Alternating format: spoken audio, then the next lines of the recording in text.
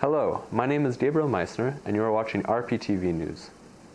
On today's show, we bring you a meeting facilitated by the Anti-Racism Action Project, Arap, a local grassroots group whose mission is to address anti-racism through trauma-informed community building and engagement approaches. On September 27, 2023, Arap held an online meeting which was hosted by Amal Mohamed and Varda Tariq. In her presentation, Varda Tariq also outlined the key project values, which are learning, growth, and healing. Now let's join Amal and Varda to see how the meeting went. Perfect. I'm not sure if everyone online can see me, but my name is Amal, and I'm the project coordinator for the Anti-Racism Action Program. And yeah, today we'll be presenting to you about the results that we found, the impact that we think that we made in the community, and we will also give tons of room for conversation about some of our findings or things that have come up through our reporting. I'll just hand it over to Varda now. Yeah, so we got a couple housekeeping rules. So no disturbances mean to hold your questions, as we might answer your questions or clarify throughout the presentation. We do have allocated Q&A spot built into our presentation, so please feel free to write down your questions with the pens provided. And for people on Zoom, please let us know if you're not able to hear us in the chat. And also feel free to write down your questions as well. I'm not able to see the chat until the Q&A session. And let's be respectful of each other's space and time with the about hour and a half that we have. And let's try to aim to not go past 7:15, 7:30. And yeah. We can begin. So I do want to say, though, that we have lots of context to give, particularly for those who may be unfamiliar with our project. Before we begin, I would like to move forward with just a land acknowledgement. Thank you. So the Anti-Racism Action Program acknowledges that we are on the traditional territory of many Indigenous nations, including the Mississaugas of the Credit, the Anishinaabe, the Chippewa, the Haudenosaunee, and the Wendat people, and is now home to many diverse First Nations, Inuit, and Métis people. We also acknowledge that Toronto, formerly known as Toronto, is covered by Treaty 13 with the Mississaugas of the Credit. The Arap team also acknowledges that we are all treaty people, including those who came here as settlers, as migrants, either in this generation or in generations past, and those of us who came here involuntarily, particularly those brought to these lands as the result of the transatlantic slave trade. We pay tribute and share gratitude to those ancestors of African origin and descent. We also would like to thank our Canadian Heritage, who is our funder, for providing support towards this project. As well, we would like to thank the Regent Park Community Health Center and the Social Development Plan Network for partnering on this project and recognizing the need to strengthen social inclusion and community belonging through anti-racism learning and healing. Finally, we'd like to thank the community members of Regent Park who have shown a willingness to learn, grow, and heal with us as we've been on this anti-racism journey. So for those who are unfamiliar with us, we're just going to give you a brief overview of our project. So this is a project that was founded by the Social Development Plan, but Regent Park Community Health Center is the trustee of the project, so they manage the project, and they have staff like Varda and ourselves as part of the project team. Just to highlight some of the changes that this project has gone through. So the original concept of this project was to be a 3-year program that would address anti-racism through trauma-informed community building and engagement approaches. So for those approaches, ideally it's supposed to address the historic and structural racism, exclusion, and isolation experienced by community members in the neighborhood. It should be noted, and this has come up from the initial project proposal, that Regent Park community members have experienced racialized trauma resulting from historic and structural racism, as well as lack of resources to confront anti-Black and anti-Indigenous racism. In the neighborhood, in Regent Park, and so when I'm speaking on the neighborhood, I mean to say Regent Park specifically, many community members engage with the SDP and name these factors of having shaped their life. And these factors being, racism as being an actual fact that has impacted community members' engagement and sense of belonging. And so this project is supposed to be 3 years. It's an 18-month project. The first year, lots of bumps, but 8 months has really been a lot of our implementation, and we'll explain further in our presentation. But since moving from a 3-year to an 18-month project, this of course limited our project's initial scope and led to a revision of project activities and project implementation plans specifically. But we also established a project advisory committee. And this is members of the committee are either community partners, such as like YSM, or they are residents and they are heavily engaged with the SDP network. And after establishing the project advisory committee and having myself on board and then Varda, we had a few other staff, so we'll talk about that down the line. By July 22nd, July 2022, so last year, we were already suffering some recruitment setbacks. As a team, we recognized that we needed to reframe and plan around those original objectives and make it more feasible for this very small team that we now have, which pretty much is just Varda and I still. And so, the limitation of the original project scope, which was 3 years to 18 months, having a few recruitment challenges that would help us really plan around our activities, limited how far our reach could be, but we are a little bit proud of what we were able to do just as a 2-person team down the line. And with the support from our PAC, when I say PAC, I also mean Project Advisory Committee members, who really helped guide this project along the way. And so, next slide please. I just wanted to give you a highlight of our project scope. So the goal never changed. It was to address anti-racism through trauma-informed community building and engagement approaches. The target for the original project was 1,500, and we aim to do that to the best of our ability, and we'll let you know some of the data that we found along the way. But the objective is still to enhance civic engagement and social participation for residents through an anti-racist and trauma-informed lens. The expected result around that is to strengthen a higher sense of belonging, connectedness, and civic pride for minority residents in the community. So what the project meant by minority is the more visible, the more marginalized and vulnerable members in this community. Some of our activity examples for objective 1 specifically was to implement community conversations to promote civic engagement and social participation with the SDP. Another activity for objective 1 was also to identify and develop strategic communication materials or awareness materials and information or educational posts through social media on anti-racism to support social inclusion and knowledge raising around anti-racism. What does it mean? What does it look like? And breaking that down in a more accessible format and with simplified language. For objective 2, it was to improve knowledge and awareness on anti-racism and racialized trauma-informed healing for collective liberation. In other words, it's pretty much coming from a trauma-informed community building, which is a slightly different lens, to promote more of a collective sense of belonging within this community. So either participating in a network such as the SDP or participating in other groups that are resident-led in the community, but that's what we meant by collective liberation. The expected result for objective 2 was to foster an improved relationship between Toronto housing residents and private residents. So that expectation was always there, but we'll explain further. Our approach, though, was never to identify people specifically due to their housing situation, but recognize that there was either some type of disconnect or certain tensions that existed between both groups.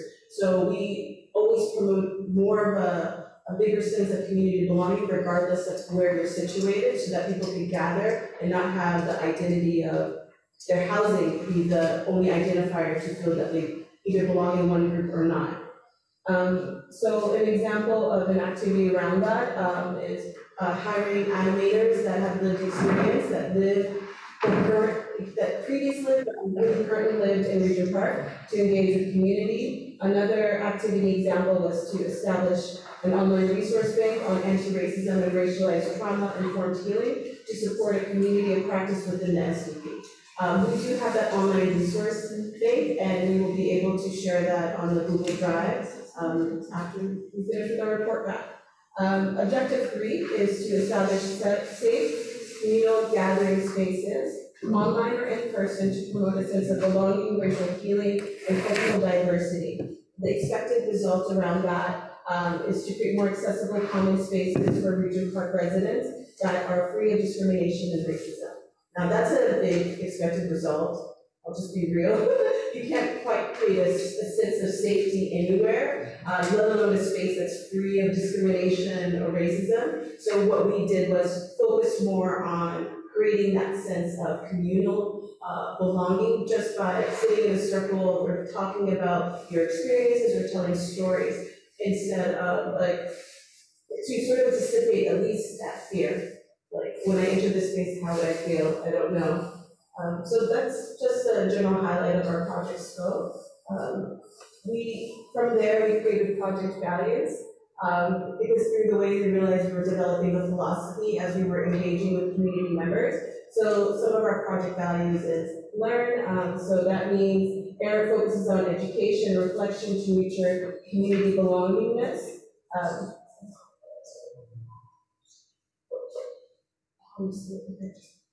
It's okay, you can honestly shout it out. If we're going too fast, you're free to shout it out. Yeah, I apologize for speaking quickly. We just have so much context.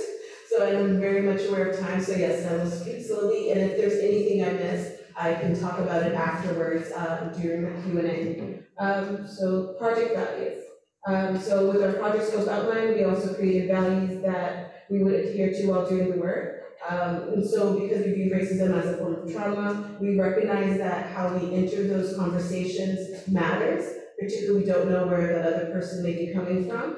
And so our values are learn, grow, and heal.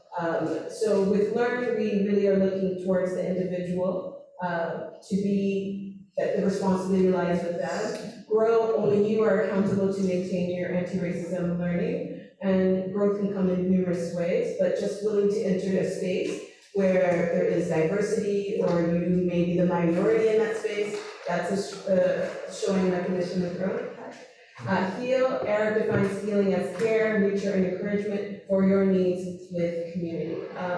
So we believe that anti-racism is also the path to combating complex systems of harm that lead to trauma, and that everyone can benefit for being an anti-racist. I apologize. It's been a long day, so I'll be saying some things that may not make sense, but I'll repeat myself again. And we also have a few testimonials. This is from one of our community members that we work with, who I'm sure you know. It's from Rashida. They mentioned that it's not overnight work. I have seen the Arap team go to different groups, and I see many residents who are usually silent speak, and they were speaking out about the kinds of things they face, not only in the community, but within their family. And to us, you know, when it comes to our anti-racism journey in itself, sometimes those one-on-one conversations matter more. You didn't realize the level of impact you're making with an individual, let alone a group of people. And so just to hear that feedback, let us know that we were on the right track. And I'm going to hand it over now to Varda. So milestones in our journey, Healing with Tea. So Healing with Tea was structured around the cultural significance of tea and how across cultures gatherings for tea happens. So the structures for our Healing with Tea starts with 3 simple questions that connect to community belonging and thematic areas related to anti-racism. So question 1 usually facilitates the initial reflection. So for example, we would ask something along the lines of, what does exclusion look like? So we would ask things that facilitate the reflection of through visual cues, bodily indicators, and thought patterns. And we also try to pinpoint the root of that exclusion. and equip our audiences with anti-racism and social justice language. Question 2 would be something along the lines of, what does belonging look like? And usually question 2 facilitates a new perspective, but also incorporates the skills that we are learning with self-reflection from the first question. And also, including the same methods of reflection and equipping them with the same language. And question 3 would be oriented around action and building their own toolkits for healing and care by listening to each other. So Healing with T facilitates storytelling by sharing individual experiences. So with relating and experiential learning, we find that effective for creating a frame of reference or a baseline for building up on anti-racism learning. So another milestone is our Arap learning series. I know some of you have joined them back in February. So these were 2-hour sessions about community-based anti-racism learning. And this was also connected to Black History Month since this was in February. And so we had 3 learning sessions. So the first one was community wealth as an anti-racism strategy. So they used Chinatown as an example and reviewed several neighborhood-based strategies, like Chinatown, and built community wealth, to build community wealth for economic and racial justice. They also talked about community land trust and its origins back to the Black community and wealth organizing. So that was kind of the connect to Black History Month. So second workshop was Inner Truth Taiko Dojo. So that looked at the historical ties to Asian American, Black power movements and solidarity, Indigenous communities and other social movements. It also included warm-ups, stretches, learning songs through oral notations, and also stances and sounding drums with an emphasis on somatic. So that's actually the photo from our Inner Truth Taiko Dojo drumming. And the third one is anti-racism, anti-Muslim racism, and anti-Blackness. So this was a community dialogue with the Women's Health Group particularly. This workshop focused on the intersections of anti-Black and anti-Muslim racism by accessible racial literacy, fostering cross-racial solidarity, combating anti-Blackness in the Muslim community, and also legacy of social justice in Islam.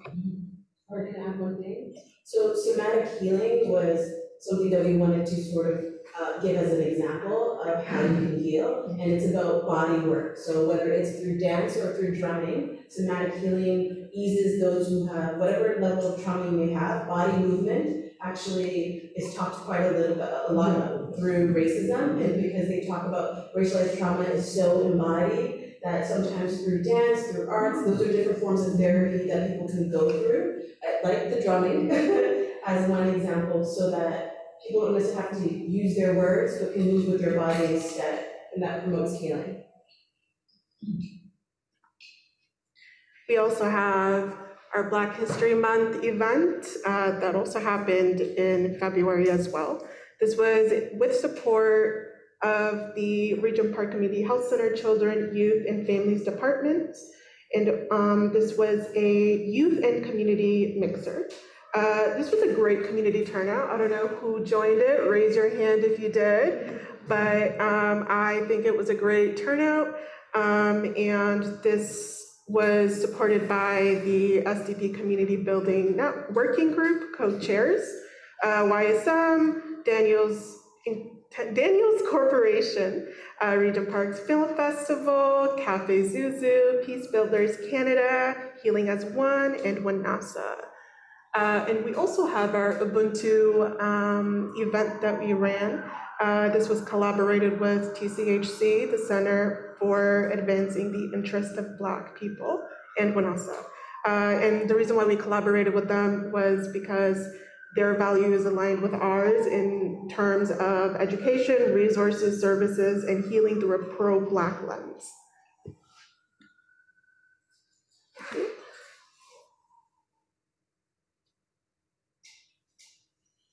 And I will hand it off to Amal. There's one more. Oh, there's one more. Did I miss it? Oh, my bad. Last one, online education and awareness. So most of our online presence was for educational, reflective, and service-based resources. So with our educational and awareness posts, they were kind of aligned with commemorative days about either racial identities, intersectionalities, cultural celebrations, or just thematic themes that we set out through the week to kind of align our posts with that. And they were created for easy, accessible, building block kind of learning for building up self-reflexivity skills. We also had self-care content, which prioritized, or at least tried to facilitate that conversation about prioritizing psychological safety and racial healing, and also giving opportunities for growth as allies or for people that are advocating for themselves as racialized people. And those are some examples of the content that we created in terms of self-care. Yeah. And now I'm passing it on to Amal. And before Amal continues, can I just ask that you move your laptop a little bit closer to Amal? So Closer to Amal, okay. No, thank you for letting. So I'm going to go over some of these figures. It's in my report, but what I will say is that when it comes to outreach, social media is king. It just really works with at least relationship building, understanding what's happening in the community in terms of local events, community connections, particularly if you don't live in the community, you want to know what else is going on there, but also for like speakers, networking when it comes to people who you could potentially collaborate with. So the first figure, which is figure 1, and it's on the far left. It's the one for those online, it's the one with the red and purple. Figure 1, and this comes from our analytics, so thank you, Meta, for this. But what it shows is that when we're analyzing our online outreach on social media platforms, so in terms of Arap's online engagement on Instagram and Facebook, we broke it down by gender and location, which is the figure on the far left. It just shows that we have 344 Instagram followers, 21 on Facebook, so IG is where we really worked our magic. But in terms of gender, there was more women engaged than men. I don't know how Facebook found that out, but I guess people put in some of their own demographics to allow us to know the number of men and women, and those are the only identifiers that they provided. But 74% women and 25% men was the breakdown of our followers, whether they're on Facebook or on Instagram. And how much of those were located in Toronto? It's about 68%. It counted Mississauga and Brampton. I don't know who else is following us from that distance, because we try to make it as Regent Park specific as possible. But figure 2 then is this one on the top right. And it talks about also Facebook and Instagram page and profile visits. So from January 2023 to August 9th, we had about 430 visits. So that's like a huge increase from last year when we first started. It says that we have 2,000%, 2.2K% increase. And in terms of Instagram visits, we had 1,390 visits to our Instagram page. So an overall of 260% increase in terms of engagement. And so we also created TikTok just for like a hot second when we had our community animators, but that took too much work and we didn't have that much manpower, so I don't have the data for that. But what I do have the data for then is our Linktree, which is right here at the bottom. Thank you. And so Linktree goes by clicks. So for us, it shows that we had 433 clicks, 678 views, and this CTR is a click per rate. But this is where we could have grown.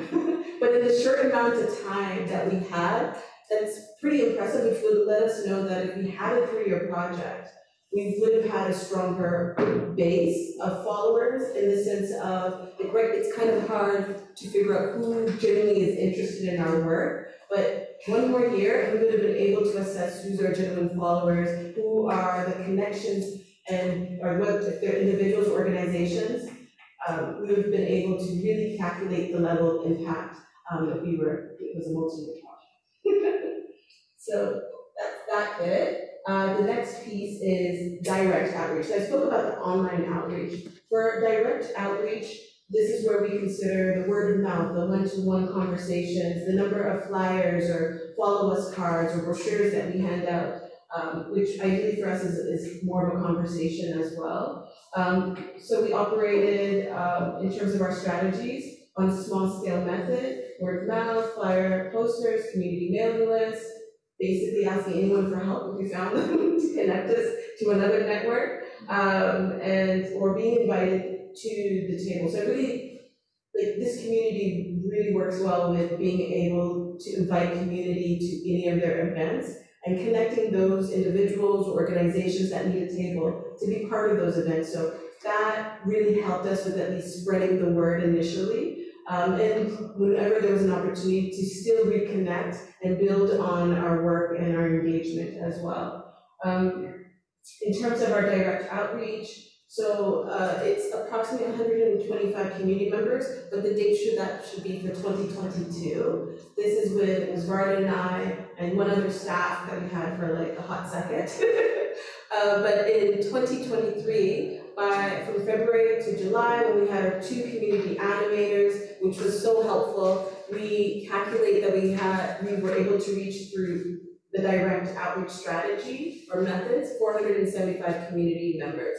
We estimate that throughout our whole project phase, so 18 months or so, that we have ideally connected with 950 community members. But that's still an estimate because with direct outreach, there is no guarantee that that person is then going to follow you online, but we know at least that we've connected and shared our materials and had conversations in these past 18 months. So it's roughly around there, give or take 100. I have to calculate it, to be honest. Next slide, please. Thank you. And so now we're going to talk about our lessons learned, and after that will be our recommendations, which will give you for people who have questions to ask if we haven't been able to answer it throughout our project presentation. For lessons learned, there's several lessons that we learned along the way. The first one being recruitment.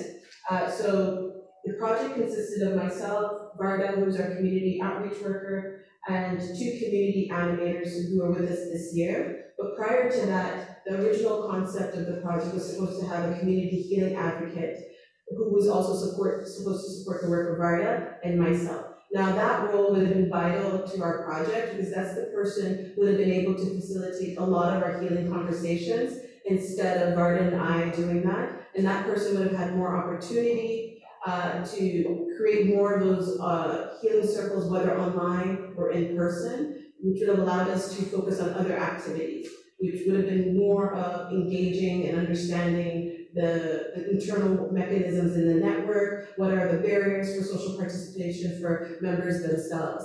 But at the end, it just came down to us too, with the support of many people, so I'm grateful for that. And to speak on our team, the team definitely came from diverse backgrounds with different lived experiences, but we were representative of the BIPOC community. And almost every one of us at one point or another, or currently, lives in Regent Park to date.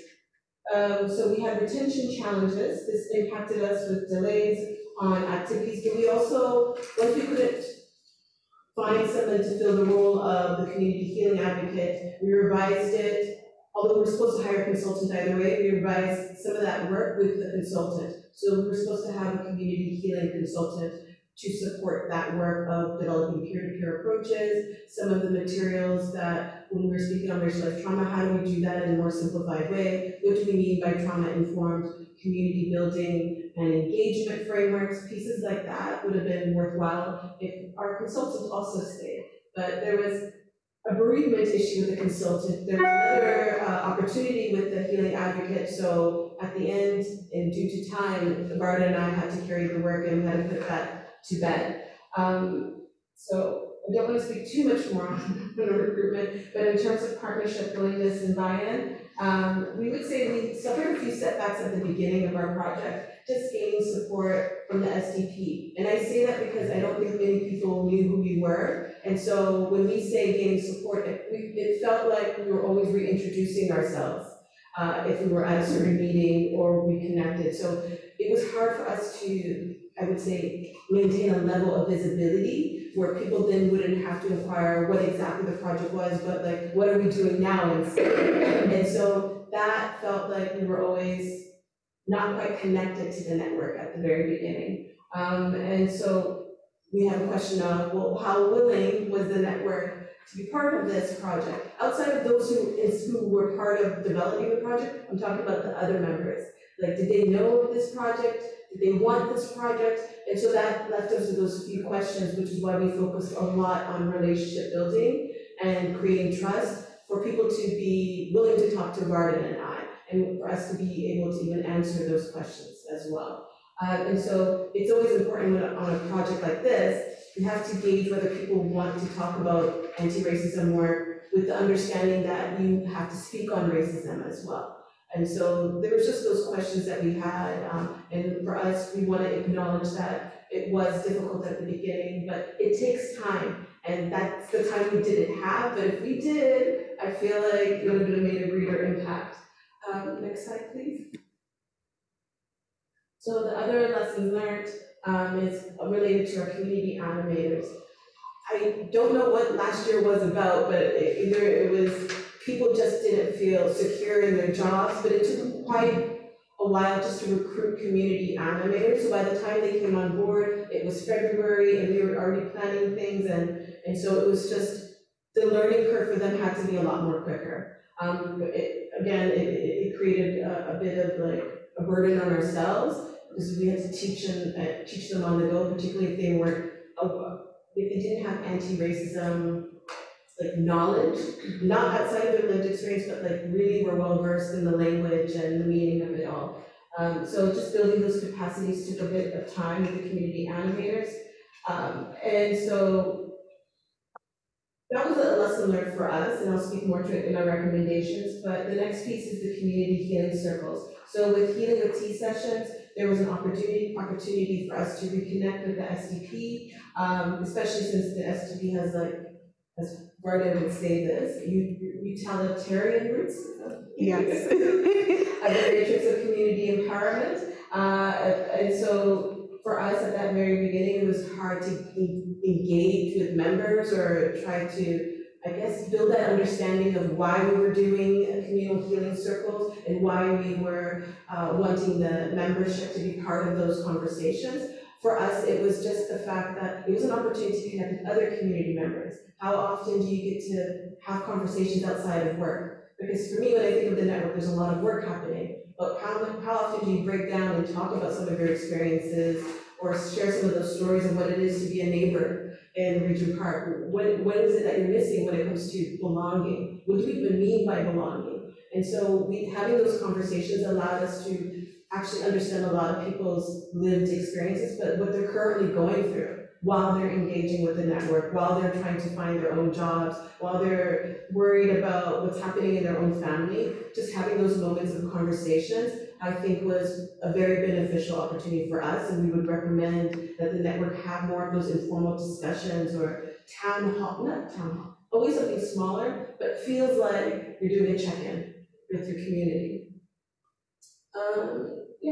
But one of our lessons is that we did it here, which is great. There's a lot of community members that come here, so it was a good opportunity to engage, but it was really hard when the best space happened to be the living room downstairs, the CSI, because meeting rooms then feel a little bit too much like meeting rooms. So just finding that ideal space where people felt comfortable, that was quite tricky for us, but we figured it out along the way. So lessons learned with community collaborations. So through a resident with the SDP membership, they connected us to the Women's Health Group, which is a community-led group supported by Dixon Hall. And this was a group that was created because of either during the pandemic or the effects from the pandemic, I don't quite remember, to kind of build that support network for each other. So this was comprised of mothers. Most of them are racialized and Muslim identifying. And we facilitated 10 healing circles with them and talked about racism, educational barriers, Islamophobia, mental health, all from an intersectional lens, or whatever else was happening within that group during that time. So kind of current affairs of the community. And they had strong interest to learn about their rights and how to be advocates for not only themselves, but also be allies to each other, and their children, and even for themselves. And we also connected with the Center for Advancing the Interest of Black People in Wanasa. And both the Women's Health Group and the Center and also Wanasa have the interest of supporting the Black community in Regent Park. We wanted to follow through with our values with learning, but also meet the needs of our project objectives. So what we've learned was that there could be more awareness generated for young Black people and their mental health in the community, for community members to kind of move that going forward. Best practices.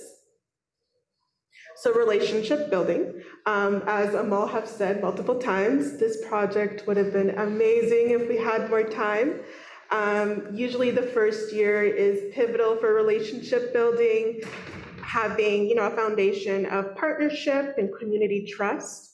And especially knowing how a lot of the people in Regent Park have their own traumas, it's just required to create this understanding. Sorry, let me start that again. So we needed more time to build community trust. It's required to create an understanding about anti-racism learning as an act of collective liberation for all the community members. Especially when individuals are traumatized and they're navigating their own stresses and their own repeated experiences of racism and marginalization, more time would have been so much more effective for us to kind of continue on that relationship building and trust building. So 18 months was not really enough to build that, get to that core root of the vulnerability experiences of a marginalized person in the community. However, the past 8 months, we've kind of saw an observing interest of our project and growth from not only the community members, but also the network as well. We've also learned through optimizing social media platforms.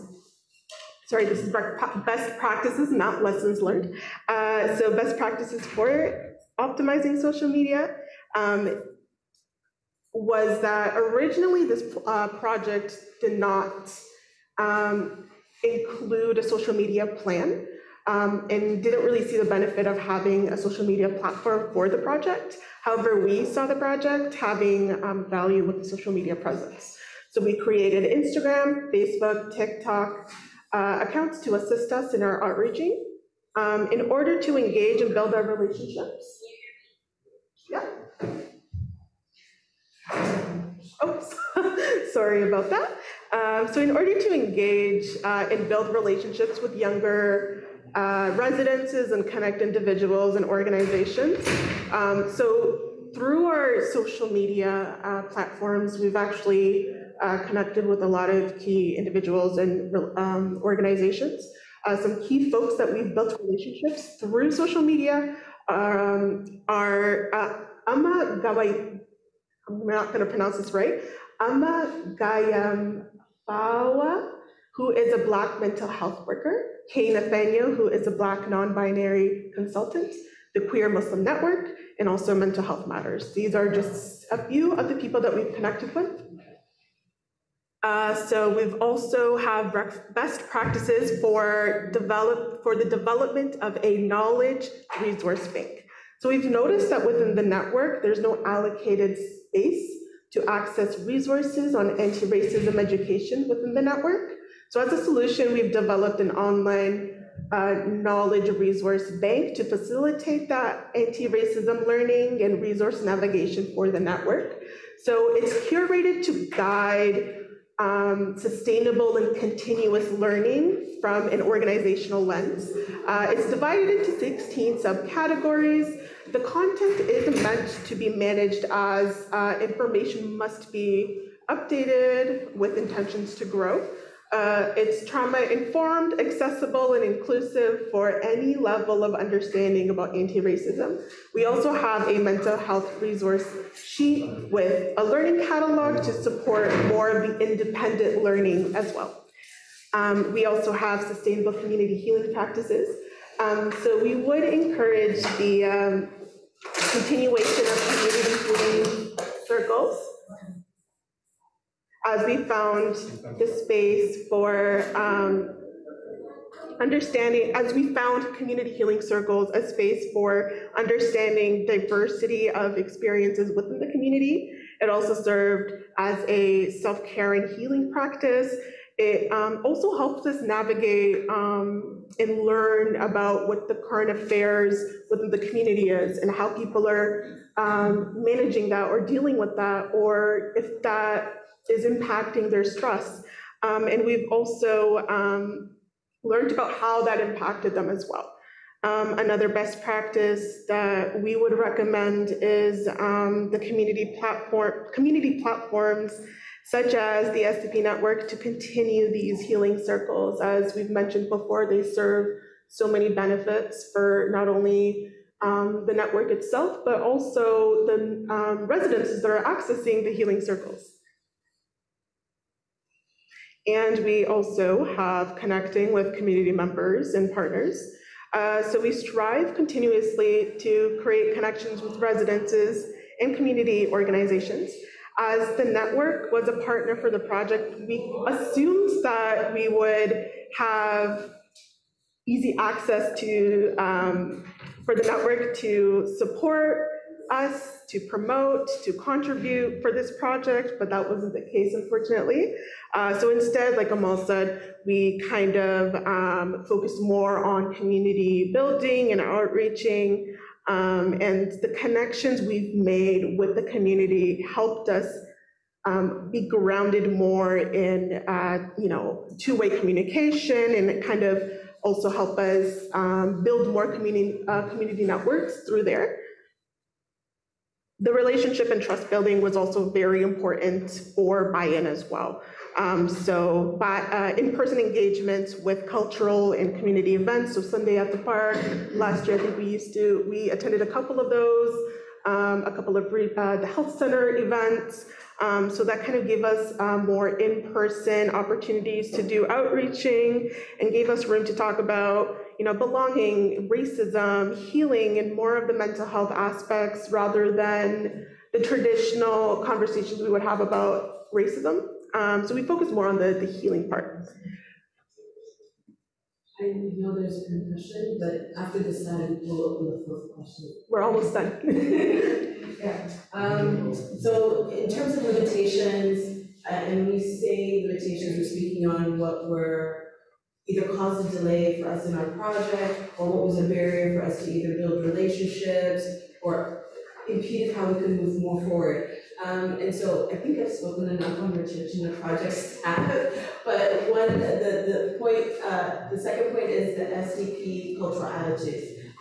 So this may be a little sensitive for some people, but for us, what we recognize, particularly being outside of the network, is that when we enter any of those meetings, not all meeting spaces, but some of the meeting spaces, we recognize that there was some distrust between members. And when you're new and you're creating a project, just building relationships in a system, and I'm going to call it in a system where people are either tired or already disconnected or disengaged or no longer have trust in one another as members of the network, that impacts a new project, period.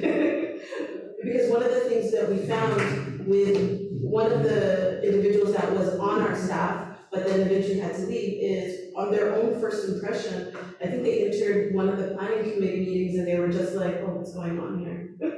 because sometimes things come up in meetings.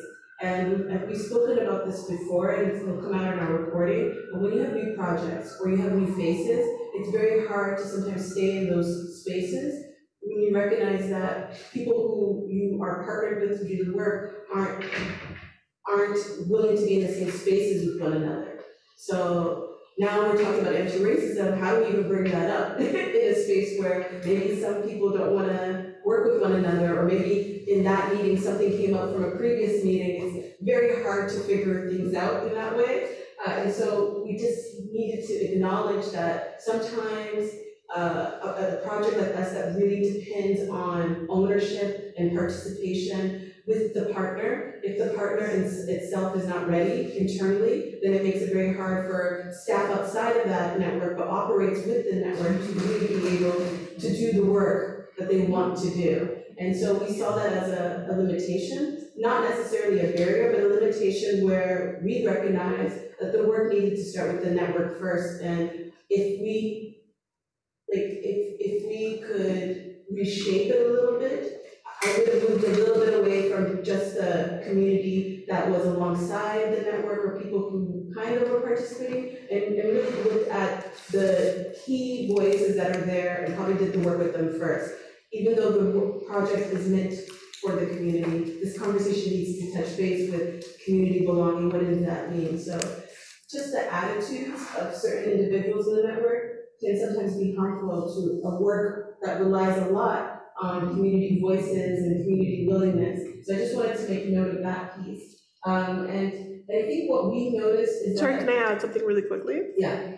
So a part of the cultural attitudes and why we actually shifted our approach with focusing on community belonging was a part of that limitation. So that's kind of the way that we've adapted to that. So by focusing on belongingness, we were kind of able to build that baseline of, okay, let's focus on belonging, let's focus on experiences of belonging and exclusion, and kind of build up our anti-racism learning from there. So that's also why we focus a lot more on community belonging, community healing. So yeah, I just wanted to add that. Yeah, because without a doubt, we felt that there was already the existing trauma for some members in the network. Mm-hmm. And so those pieces, when we're talking about trauma-informed healing, you have to meet people where they are. And we felt that some people, I don't want to say people, but it just felt like maybe the timing of this project wasn't, like, how do I say it's this? A very vulnerable conversation to begin with. And so we didn't want to push that. And especially when we're working with traumatized individuals, and if we're looking at community as a whole, there's a lot of trauma here, and I have so much empathy and compassion for that. But like Amal said, we can't push people to do things that we want or have conversations that we want. And so we had to start somewhere. And like Amal said, looking at some of the cultural attitudes where some folks are not able to be in the same room with each other. It's really hard to have vulnerable conversations about racism and discrimination or any kind of experience that makes you feel othered, because you're already experiencing othered in that space to begin with, right? And so that's also why we wanted to at least build a foundation. So we focus more on the foundational aspect. So it's more sustainable and folks are able to build up on that later on. I think part of the reason when we say cultural attitude, we were also talking about pieces around policies or strategies, the hesitancy around doing that. Because if you have some type of strategy in place, people will at least feel marginally safe to attend a meeting if they know that there is a code of conduct, there's some type of guideline. And I think for us, it felt a lot like no one, like people were doing these things, that's true. People were working on these documentation, but if you're a person who's new to the membership, access to that information, knowing generally what's going on in different groups was very hard unless you know who to speak to. And so I'm speaking more from a person that if I spoke to a community member and I said the SDP, and what is the SDP, they don't know, and I invited them to a meeting, I'm very much aware that I have to think on which meeting I'm invited into because I'm not sure what the mood could be in that particular meeting. And we just are trying to be really honest here, but even when we're speaking to youth, or for example, Regent Park Mental Health Matters, and we're talking about collaboration or pieces that they can do with the network, a lot of the young people that we spoke to seemed hesitant to be part of the network. And I want to say that so that the network builds on that and tries to re-engage with young people. Because there does seem to be a disconnect with young people wanting to be part of the network, and we have to acknowledge why that may be, right? And so for us, recognizing that there was already some pre-existing emotions and traumas that already were there, we're coming in and we're talking about, so let's talk about racism. And so in that sense, we had to, like Varda said, bring it back, like revise everything and go, let's start from the very beginning. What do we even mean? How do we enter these spaces? How can we even have that big conversation? And so we sort of broke those, we did more one-on-one conversations, tried to let people know that this is a project, that is an SCP project if people weren't aware. And I'm saying this because communication and information sharing, that was so hard at the beginning for us to do, because when someone said, connect with the communication working group, we try, but an email doesn't go. Until we meet someone like Rashida, and we know somebody who's in the group. It's those pieces where it's hard for a new project, for a new staff, to know where to go and who to talk to if there's no proper mechanism or past knowledge to even build on. Where does those resources lie within the network? So these are just like food for thought for the network to think on how to hold on to knowledge, like particularly our project, whatever we build, where to put that knowledge, how do you share that, and how do you recruit young people to be part of a collective such as the SDP. So it's just reflecting on those pieces. And yes, of course, another limitation is a very small budget. small, like ridiculously small. But yeah, those are those limitations that we spoke on, and we can answer more during Q&A. But we're heading now into recommendations. So based on our community engagement and outreach, we do like to know that we did generate a small impact when it came to building trust with community members and various community collaborators. It just took a lot of time. And you have to consider that at the end by the time we got to July, it was again Varda and I of this year working on the project. And so if there's no long-term staff or permanent staff, it's very hard to do a project when people are in and out and it's a short-term project. And so we are thinking that with further funding, greater length of time, a level of community engagement on anti-racism learning, and that there would be a better understanding of what we were trying to achieve here, but also just how big our impact could have been if it was, we just had a little bit more time and staff. Yes, recommendations. Yeah, I know, I went to the next slide. Oh, okay. My bad.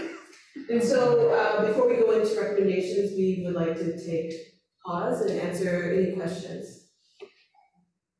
And I remember it has his hand, but if there was We're doing a hands up policy, same goes for people so in the chat. Inez, then Waleed, and then we'll answer any questions that are online, and then Okay. okay, everyone, okay. Okay. You don't have Islamophobia. How come you don't have homophobia? Well, those are the conversations that we started, but we wanted to thank you for pride. Yeah, we wanted. We had the meeting at the community center. I did mention that because Yeah. huge in this community. Answer that one? And I'm surprised it's not there. That's So, why I'm asking. so a part of our outreaching online, so we did connect with Queer Muslim Network, and originally we wanted to do something for Pride, but in all honesty, a lot of these grassroots organizations are exhausted. And so they already was doing something for Pride, and unfortunately there was an incident within the queer Muslim community where they were dealing with some unfortunate news with just some of the things that were coming out, and so they didn't have the capacity to do that. And that goes into kind of one of our limitations, right? We didn't have the time. If we did, we would have loved to have this. We do have that connection still, so we are more than welcome to pass that connection on to the network. But yes, That's the other unfortunate part where if we had time, we could have done everything in the world, but But I think it is That was important, right, important, because yes, I know. it is huge, and it's being pushed aside. Exactly, yeah. Oh, no, I agree. There still needs a lot Of course. Communication. I don't agree with certain stuff, but it still needs to be said. Yes, and Because we it's did about have, understanding of and course. I mean, there's a lot of And information that is needed. unfortunately, one of our healing circles themes, we were going to do that. We were going to touch upon queer Muslims. But unfortunately, from the response we've heard with our outreaching, it was from a place of, it was during Ramadan and people did not find it appropriate. And so we had to hold that conversation behind, because like we've been saying, we have to meet where people are at, because we cannot force this conversation either. But let's add to that. So we were planning to do, I think it was in April or May, prior to Ramadan, which happened in March, in April. We were planning to do like a film night with young people, and it was a queer series, but it tackled Islamophobia. All the identities were in it, right? And so yes, we are Lady Parts. Sorry, that's we are Lady Parts. When we were connecting with the animators, people let us know that it's the month of Ramadan. You may not get as big an engagement right now with the community. Perhaps it's something that you could do at a later date. It's still on the table, we wanted to do it, but when June came around, we only had one animator, the other animator had to leave. And so we were limited in being able to facilitate even that conversation, but we recognize there are pivotal months or key topic areas that should happen. Pride being one of it, with the understanding of what is homophobia and the interest in the complexity of identities that are in the queer community as well. And not just that, like we're in September, like there's truth and reconciliation, there's so many things that we would like to celebrate, and we recognize celebrating or having conversations or community dialogues around topics like homophobia, Islamophobia, anti-Blackness, anti-Indigenous, all of these things were important, but we also need collaborators. Right? We also wanted to build upon if another agency is doing that work, what we wanted to do is that we could do a conversation around that. But what we recognize is that a lot of, whether it's partners or individuals, there's not a lot of cross-collaboration and communication, and I think that's what we recognize when we were like literally going to doors and going, so what do you want to do? We went to Council of Fire, you know, like, why not? We offered them a couple times, we sent them a couple emails, and so it's also about their resources and their capacity as well, and willingness to. But there is interest, that part we know. There are so many topics that this community needs to talk about, but it's a matter of putting it into a plan and going next year, we should do a bigger celebration for Black History Month with even more engagement. We should do some more festivities around Ramadan and Eid, like knowing the demographics, knowing that Pride Month is coming, we should be doing educational awareness way before Pride even, so that we can understand the complexity of one's, not sexuality per se, but the identity of people who are from the queer community, because it's not just one thing, right? In celebration, like so many things, like March, there's like International Day of the Women, there's so many days you can choose from. Rosh Hashanah just happened the other day, like there's so many things. I find that it's not enough. I mean, there's so much stuff here in this community, and then certain stuff just gets rushed under the carpet, and nobody's doing nothing about it. So it's only being a research or whatever how you want to call it, only a certain things, but not the rest. So for me, I find that that's not right. That it's pushing under the carpet, and it's okay, we'll just push it under the carpet, let's just do this. That's how I see it. No, I agree, but yes, there's other questions too. Sorry, but when we get into recommendations and when we're thinking on recommendations, think about sustainability, there's so much work that the network, whatever working group you're in, that we could build upon. Like, why not put this into a plan? Why not next year? Let's do these conversations, let's do these community dialogues, and like partner up with whoever's in the neighborhood to see if that's possible. Lead, and then just before I ask my question, do you mind going to the slide on recruitment, just back there? the limitation one? Before that, I'll show you which one. So we also have our little slides here. Yeah, we'll let us know. No, next one. Go ahead. Yeah, first. This I think it's the next one. No, the next one. The next one. There we go. Yeah. Yeah. So, I just want to first thank both of you and for doing this project. I know you have all the resources that you required. I know you had issues with regards to staffing, with the resignations, and I think you articulated that really well, that you could have done more with that support. I just want to start off by saying I deeply care about this community. Like, I love Regent Park, and I'm a big advocate for the social development plan, not just here in Regent Park, but across the city of Toronto. And I want to raise a point, and I also want to make sure that it's part of the recommendation, right? So my point is, I'm very passionate about anti-Black racism work, right? And my experiences with Arap weren't really positive in the beginning.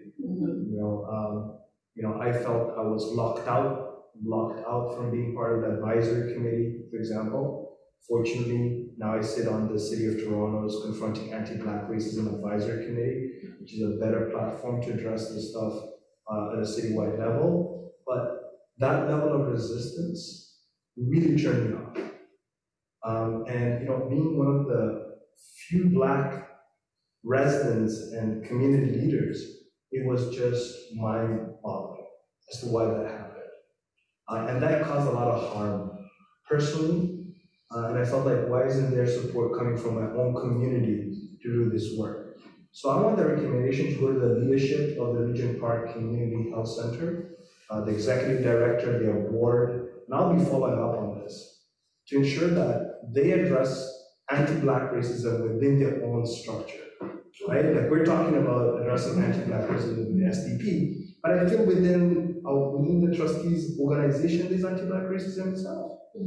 I didn't, want to sort of like highlight this point, but I felt if I didn't, there'll be more harm caused if I kept quiet and I was complicit, right? So I want you folks to understand that. And that is in no way any criticism towards any of you, or other members of the advisory committee, but the people that made that decision to exclude me in opportunities to provide advice to ERA or to participate as support staff when the opportunities came up, and I actually pursued that. The last thing that I want to say is that I think there is a lot of learning and recommendations that could be shared with other communities, other neighborhood tables.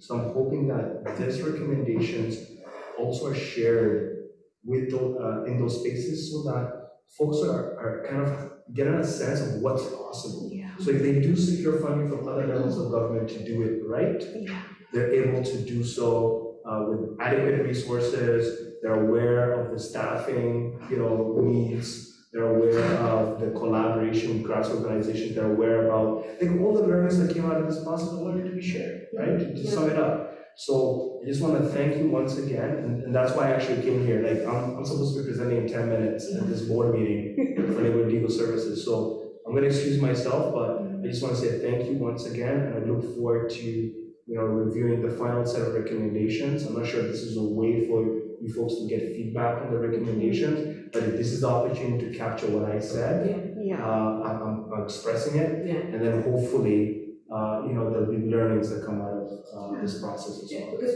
we have to report back to the health center anyways, so I can take your feedback into my presentation.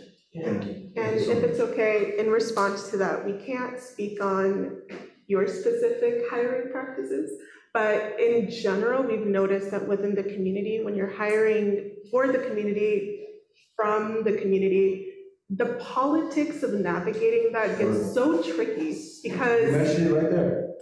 Right there. It's so hard to navigate that because And we've had moments where people were like, I need to sit out because I know this person and that's a conflict of interest. Or, and so, or I don't know if I can attend this interview because I may know the person. Yeah. Or you step out of the entire process because you feel unwelcome. Yeah. Right? So that's the exclusionary piece that matters more to me, because when you exclude people, you're not even having a space for dialogue to find solutions. Of course, yeah. And I really appreciate you sharing that. It takes a lot to share that vulnerability with us. However, our approach has always been so mindful. And so that's also not to dismiss your experience with us as well, but it's also to highlight how the network does not have a protective mechanism for marginalized people to begin with. And so starting with Arap, we were so vulnerable, being women, being racialized women, I'm a part of the queer community. I have so many other stuff, but with those marginalizations, the network did not have any policies to protect me as a person. So then when Arap came in, there was no protection there to begin with. And so I wonder, this is my curiosity coming out now too, but I hope, and I wonder that if there was a protective mechanism, and this is also in the report as well, it could help navigate those experiences so situations like yourself is not as hurtful or as impactful as you've explained. And so once again, I really appreciate you sharing that. And all I can say at least is that it's not our intentions to exclude. We're also operating from a place of, okay, what can we do, knowing that there's no foundations or mechanisms in place to protect the project within the network as well. I just want to conclude by saying no one has an intention to harm, but when harm is done, it needs to be addressed. And I think it's important for this to be a learning opportunity so that, hey, there'll be another young person joining the SDP that might come through a future project, and if that might, I don't know what caused it, but if that sort of attitude or mindset still exists, and there's no change in leadership, because I don't blame staff, I blame the people on the top, right? I'm gonna holding Paulo's responsible as the executive director of Regent Park and Subject, his water directors. Those are the folks that hold accountable, because at the end of the day, they're supposed to set the tone. So hopefully, those recommendations will make it back to them, and they'll put in place the systemic amendments that are needed. Yeah, of course. Sorry, Amy. It's okay. Anyway. Okay, take care, my friends. She had her hand up earlier and I forgot. I actually have two questions, but they're related, so just respond to one. But I appreciate you bringing up intersectionality and also touching on what Ken asked earlier about homophobia. I'm just wondering, and I think your scope is really clear, and I appreciate the link between healthcare and wellness and racism. I really appreciate that. So I'm wondering how other intersections, whether it's identity or structural factors, whether gender came up, or you mentioned poverty, I'm just wondering how intersectionality came up within the conversations that you had, either with folks out in the community, at the SDP table, whether there's an awareness of that, of how different structures of oppression or discriminations are actually operating. That's the first part. And so then my follow-up is, considering all the different identities that folks have, and I'm thinking at the group level, what kind of inter-community or intercultural tensions did you find? I know you and I have spoken previously about, the multiple layers of identities, whether that's being identifying as Muslim as well as queer, or as an immigrant. All those different things, how does that operate between groups? Is there, and you have touched on anti-Indigenous racism and anti-Black racism, but how are communities within the Regent Park community actually finding solidarity or recognizing the ways in which society can place different communities apart? For example, if I'm thinking about, the South Asian community and Black community, like there are differences. And if you go back to colonial history, you find it there. But like, how do you see that being recognized, or how is that operating? So I can't speak for everyone, but I think the gender part is pretty clear, even if you're a network member, So gender has come up. People, and there are lots of vocal people in the network. People have said that, I've experienced racism in the network, but not the network itself, but with an individual, but there's conversation around, there's other forms of discrimination that we don't talk about, right? And so homophobia is another piece there. What I found from my own personal experience is that oftentimes if I spoke on anti-Black racism specifically, I would get a look of well, why that? Why that specifically, or why anti-Indigenous? And so what Varda and I realized is that, we had to start from the beginning, go with the foundation. And so if we were talking to people who had more of a newcomer background, we would talk a lot about the history and go well, think about this. You came from another country, maybe you came here for asylum, or you came here because it was safer, but do you ever think about the Indigenous community, people who are, this is their land, how they must feel, so we kind of broke it down more from connecting it to your own experience and to try to understand the history of it. And then for me, especially when I feel like it's a strong Muslim community here, people could connect me easily by my last name, oh, you're Muslim, yeah. But then I would speak more on, you know what it's like to be Black and Muslim. Because Muslim people it's so many different cultures are out there, but racism is very much real, even if you're a Black Muslim in the Muslim community. And so we were able to do that a lot, I would say, with the women's group, because we would bring in a little of our own personal lived experience and then connect it back to them if they're newcomers or immigrants who've been here for quite some time, and just speak a lot of being a child of a refugee, what was that like? And the complexity of identity. If they were mothers, I would often bring my own experience of going to school in Canada versus having immigrant parents with this identity of listen to the teacher, Mom, I feel like this teacher she doesn't like me and I don't know why exactly, just breaking it down where I don't have to say the word racism, but breaking down into my experience where people connect the dots and go, oh yeah. It's not that you weren't a good kid or weren't good in school, that's just the whole system is kind of a little bit against Black folks. That was so I bring in my experience. And then Varda would speak on her own identities and connect that. We would try to find a place to build a connection with individuals.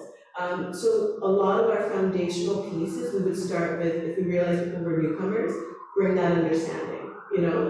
How is it there? What does oppression look like over there? Well, when we speak on oppression here, it comes in different forms. You don't necessarily need to be in physical conflict to feel oppressed or have a dictator. Oppression and discrimination can have so many different levels.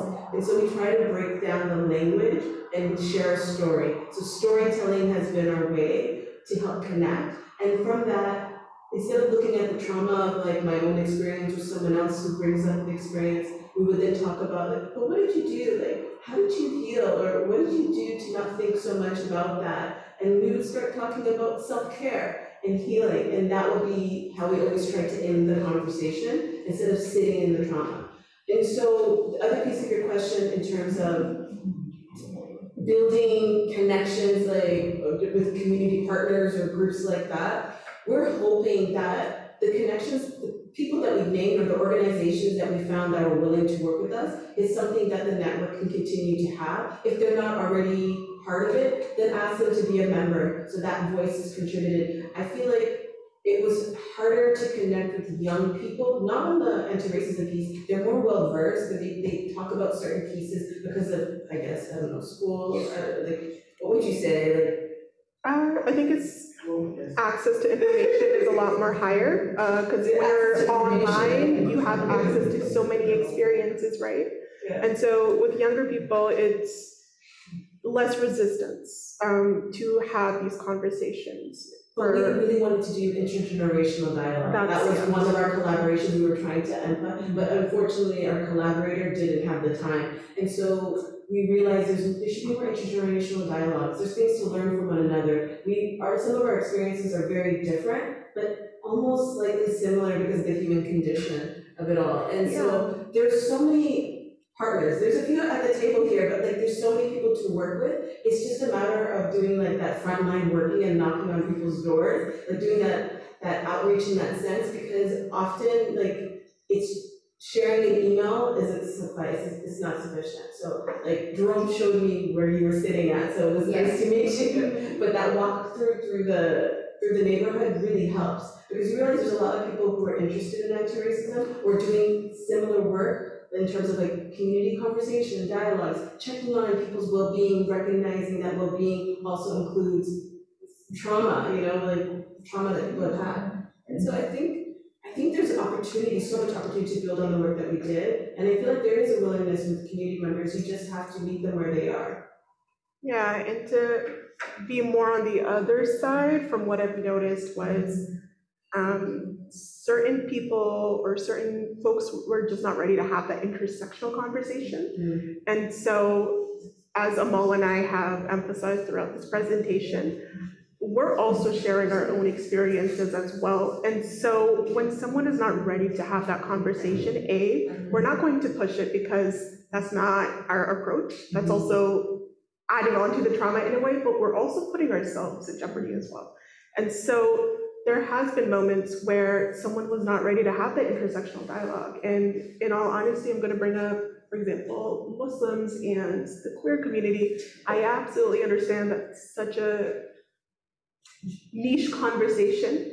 And if we had more time, we would have built on that. We would have started off with each identities individually and learned to mesh together with it throughout time, because we cannot do it all at once. That's unfortunately what I've noticed. And so a part of that was also sometimes taking a step back in conversations and saying, okay, I cannot engage in this because I'm putting myself at risk as someone that is very femme presenting and very, I have a Muslim name, Varda Tariq, that's very Muslim, and racialized, visibly racialized. And so these are all also factors where I have to be like, okay, I need to take a step back. I'm also neurodivergent, and so it's hard to kind of navigate these conversations and say, okay, you know what, I need to take a break. I cannot continue this conversation, even though I can see, if I put my mind to it, maybe I could find a way to get around with it, but then it goes back to we don't have enough time or capacity. And so that's the thing. We did a lot of reflection exercises. Yeah. And so for us, when I'm trying to explain, you know how people say like, oh, that's not racism, that may not be racism. So I would give examples of my own personal experience, and I would ask that person to like think on that. Okay, what if I was wearing a hijab? You know what I mean? How would you feel then? Does that look like racism? So even breaking down what is microaggression by just giving examples, like actual lived experiences, you can see people like, oh, I didn't think of it that way. You know what I mean? Because it doesn't have to happen to you for you to not recognize what is happening. Yeah. But oftentimes when people think of racism, they think of the overt. Yeah. And we were trying to talk more from the covert, It's the subtle racism that you have to learn. And let's be honest, like Canada has a really good PR system with racism. And so that's the way that I like to say it, because America's really upfront with their racism, but Canada's a lot more overt. They're gonna say, okay, you know what? We're gonna do it behind the walls, we're gonna do it behind the doors. So you're not able to point fingers at it quickly. And that's what we've noticed, especially with newer immigrant folks. They're not able to, they can recognize that there's something wrong, but they didn't have the language to say, wait, this is racism. Because usually when Amal said, racism is usually such a covert, very violent things that you think of, but you don't think of, microaggressions, or you don't think of, model minorities and how that impacts within the community as well. And so the second question with how that dialogue happens within intercommunities, is that what it is? It's so difficult because South Asian community, we have such a huge history with shadeism and colorism, and if we really go to the history, like you're able to at least pinpoint the root and say like, hey, like this is also happening within other communities as well. Like for example, the community, you give examples. Exactly, yeah. So that's the thing. It also happens here. Well, let's connect the dots. Connect the dots. Let's do that. So we've tried to colonialism, like go all the way back. Exactly. We've tried to install at least the foundations, or at least get the clock ticking for that initial like reflection part, like just to say like, oh, I didn't think about it that way. And we saw that as like a little mini win, or at least I did. I don't know about Amal, but at least we started that like conversation of like, okay, this is our experiences, but what do you think about that? And how do you feel when you hear about that? Or how are you able to relate to what I just said? And so that's why we've related a lot of our content as storytelling. That's such a ancestral way to connect back at our roots. You know, storytelling has been here forever. And so might as well just use that as a way to kind of navigate that learning process. And so, yeah, I don't know if you want to add anything else. Learning forever. Of course, yeah. Obviously, everything you're doing is wonderful and important and so forth, but I can understand you having some difficulty, particularly with the SDP. I feel very bad about the way you see the SDP. And I think it comes down a lot to who's reporting to you. We have enough problems in the SDP dealing with social cohesion, which is a major, major issue in this community. Plus the fact that everybody brings their own trauma, and this is a community of high trauma. There are a lot of people who've been through traumatic experiences on both sides of the table. Within the market residents and that's not understood. How much alike we are. We are much more alike. Yeah. We are different. Yes. We tend to focus on the differences. We can't zoom out and say, hey, we're all kind of going through the same things thematically. I think even before you, and obviously the racism, there's all kinds of racism, of course, by the way. Even before you get there, it's how we deal with each other. How much tolerance we have for each other. We don't have a lot. We don't have a lot. The group was addressed the young community, young people in one of these groups that you have reported from. And we thought it was a wonderful meeting. It turned out that people were incredibly touchy, thin-skinned, waiting for us to say something bad. And certainly for me as a white woman, I'm in a very difficult position, okay? Because I can have all the feelings that you have and all, because I know what discrimination is about. White people get discriminated. And I'm not talking about, I'm an overweight woman, okay? Don't talk to me about discrimination, okay? I have been discriminated and harassed and bullied, had been my entire life until I came to terms with it. So we have our own sense and trauma, okay, and trauma. So we can share that with people. It means that I am your ally because I understand. We've also went through similar things. And went through very similar things, whether it's understood, it's one of the very few things that's acceptable. A kid who was discriminating against a Black person when I went to school would get thrown out. They would be expelled.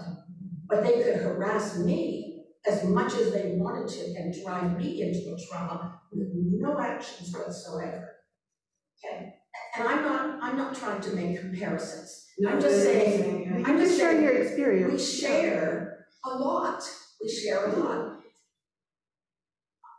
I want to be an ally, but I have to be accepted as an ally. And that's the part of allyship. You can't call yourself an ally. You have to be labeled as an ally. But if you live as an ally, if you live with an ally, but you can't speak. You can't say anything. You can't have a real conversation, because I believe what you believe, and because I want to be there. And I think that's difficult. I think that those kids had come to feel bad about the SDP without ever experiencing it. And there were two organizations like that, where this is a group of Black and Muslim kids who never experienced the SDP. Absolutely certain it's no place to be. You bet there's turmoil there. We have a lot to work out. That is the process. I don't like it, nobody likes it, but it's a process that we have to learn. And we have to learn these things from each other. No, I agree. You know, Absolutely. so if you also would bring in, on top of all that, now we're gonna talk about anti-Black and Indigenous, racism. We're already dealing with this turmoil that we've got that needs to be solved. How do we just treat each other with dignity? Each one of us treat each other with dignity. That's the thing, I would recommend that. That's the thing, in the sense of the anti-racism project is timely because, the pandemic, what was happening in terms of the protests, it's a timely project. But what wasn't considered was the readiness of the network to tackle that type of project when they themselves have to do their own internal workings and build that trust between each other. And nobody comes in with a project like that. No. How do we treat each other like human beings? Yeah. And no one starts a project like that, knowing who we are in Regent Park and how easily we're offended. We are offended so easily in this community. You can't look at someone cross-eyed and they hate you. And that has to be dealt with. Exactly, yeah. And words of wisdom.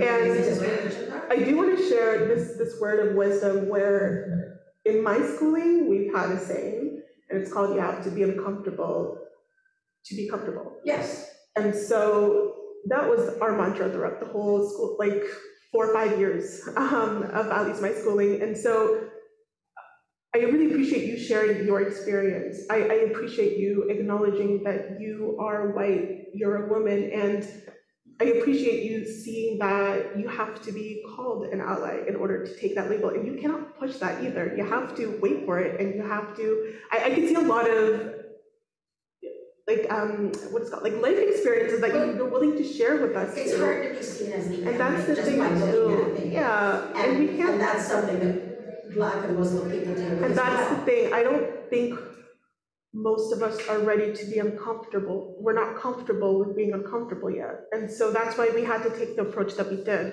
by talking about community and how do we build community and what does belonging look like for you? Because like you've been saying, we need to start somewhere with a framework of a baseline. We need to start with your own experiences because that's all we have, really, let's be honest. And so by building that conversation with reflecting into your own experiences of isolation, of bullying, of othering, let's just call it othering for now.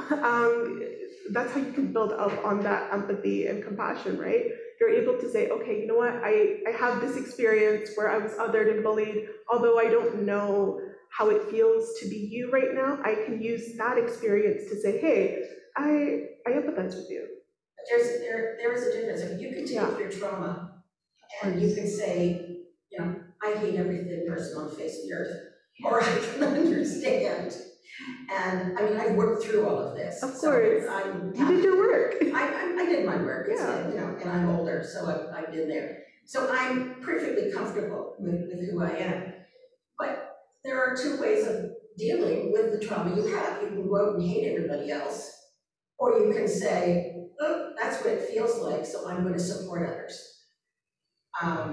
And we have to get to that point rather than saying, I went through this, and I went through this, and I went through this, and the hell with it all. Market people all sick, they don't look after me.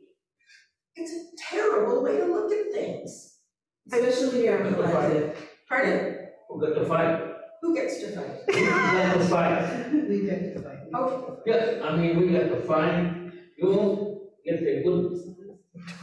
We gotta wrap it up But soon. we It's instead of 49. getting desperate, frustrated, We also have people on the line as well. then we got to bond. But we also have people on the line. yes, We don't discriminate. right, And exactly. this is what they say, Rashida is next. Rashida, Dini in the chat. We have the chat first. Oh, no, we did chat first, okay. Okay, is that okay, Rashida? I know we said you're gonna go first. Earlier, Dini, just keeping Sorry, we're just trying to be mindful of time. It's 6:50. We just want to make sure So let's go to everybody. the chat question. Okay. So, first off, I want to read Gail's comment in the chat. Woo! That was Gail. Oh, that's Gail. Okay. That's Gail. Okay. And the question in the chat is by Sarah Jane. Okay. She's asking if there's a next year in the project. So is this extending or are we wrapping up? It's wrapped up. Okay. Our September was our extension.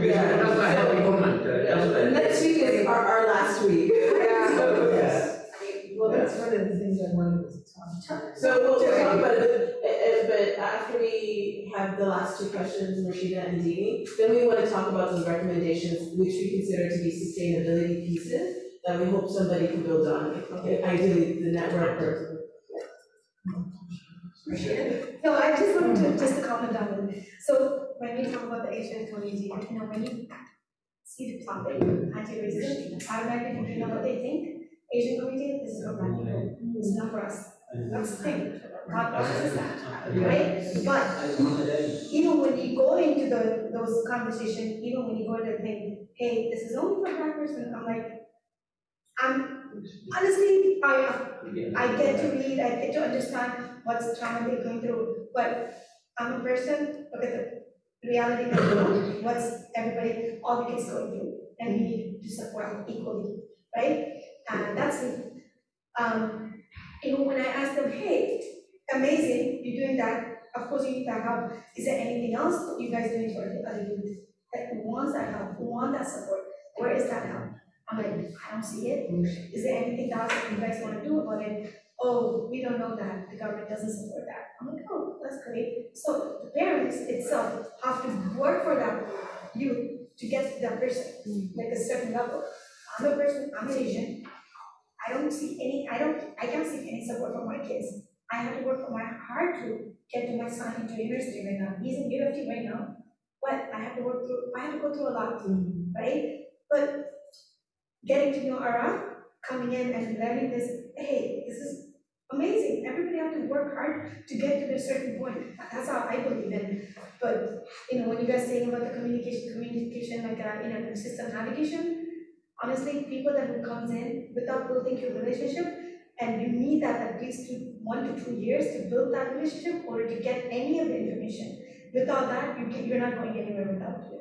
So I had that opportunity since 20 years, since I was 20, being in the community, get to know the community, doing this and that. So I have that, even I'm not a system navigator, I can able to do that piece because I built that relationships, right? But like I said, if you don't trust it, nothing can happen. Same thing goes to the people. If they don't trust you, just coming in and you're asking me, I can be in trouble. So I'm not saying anything about you. So these kind of work need a lot of time.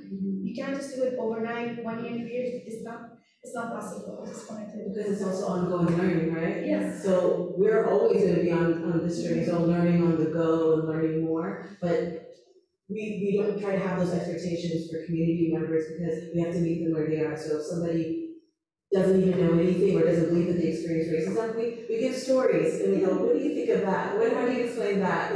Is that connected? Does it hit you in a way? Have you experienced it? Yeah, so we turn down the language. Anybody, there's a lot of people who comes from education knowledge, or there's a lot of things. You could only correct those people by storytelling and what's the reason they're doing what they're doing. You need to educate them in order for them to understand that piece, and then they could be on board with you. Otherwise, there's no way they could be on board. Hey, I'm also facing this, not only you, it's always a clash.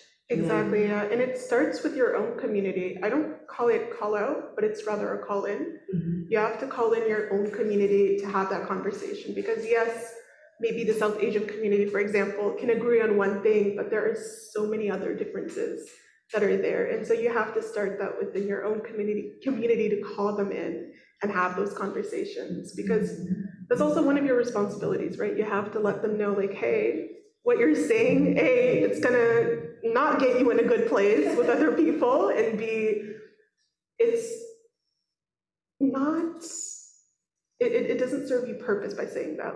You're adding more fuel to the flames. It's just that South Asian community by itself, within the own community, they face a lot of oppression, like, putting them down. Within the community by itself, education, what, skin color, this and that, you can name it. If you take the thing, even woman, if my husband died, you also die too.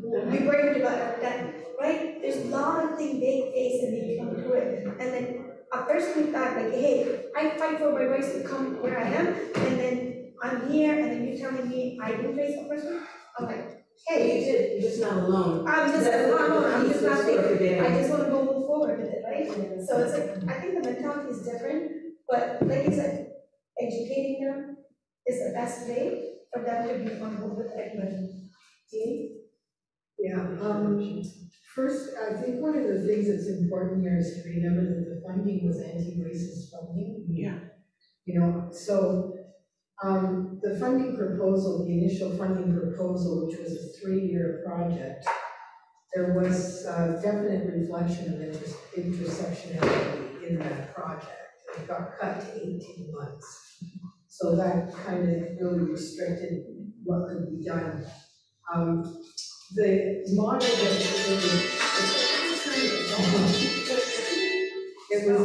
it was written from a model called the trauma-informed community building model. So one of the things that we really didn't get to experience in the project was the work that would have been carried out by the community healing advocate. Yes. That really impacted the project because it dealt with that. How does trauma and racism sit together? Yeah. And building specific activities around that. That we weren't able to do because we really couldn't get that position up and running. Another thing that I reflected on is the comment in your report here. As the XTP was a partner on the project, there was a natural assumption that the members of the SPT would easily be willing to participate and contribute their voice to this project. However, this was not the case. One of the challenges I think that was faced there was a lack, and it's something we experienced as part of the network itself, and there is a lack of project management oversight. Yeah.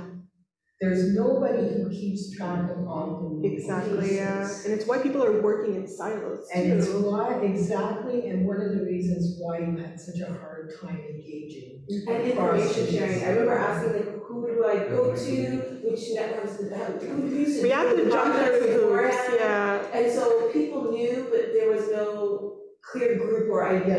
And that is a piece of our network that is seriously lacking, has been lacking for a long time, and it does impact our projects. Yeah. And I really hope that when you do the recommendations, there's 2 things I'm hoping we will put in the recommendations. One is the reflection of what Varda said, that there's no policies to protect me as a person. It's in the report, yes, we have been, There's no mechanisms in place to be applied to address issues of exclusion. It's something else I've been raising, and I keep getting told that we're not an organization, we're a network.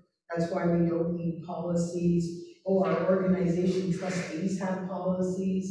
We don't need to have policies. But now that's the thing. It's not about organizations and how you identify it, it's about accountability. Yeah, this is a problem. And transparency. There are no policies in place. There are, which makes it really hard, and it is in our recommendation, in the sense of, even when we have the project advisory committee, how do we retain those vital voices? Because these things happen throughout the project phase, right? So somebody like Diana, who connected me to like the ED tables or stakeholders tables, or would tell me to share the brief, her voice left because of bereavement, right? Yeah. And then there was Masita with Fred Victor, always gave such an interesting insight. And so part of my thinking, and it's in our recommendation, and we can talk about it in that piece reading, is retaining those vital voices, and if they can't be retained, who else can be, who's around the corner that can fill in those voids as well.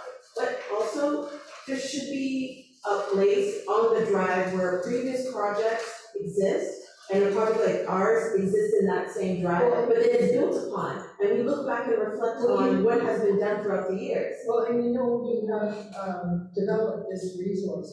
In the recommendations, I'd like to see a recommendation of how to utilize it. Yeah. Because if it's just is there, that's wonderful. We're gonna put it on, I'm sorry, I have to try to turn it off. and we can help you if you go into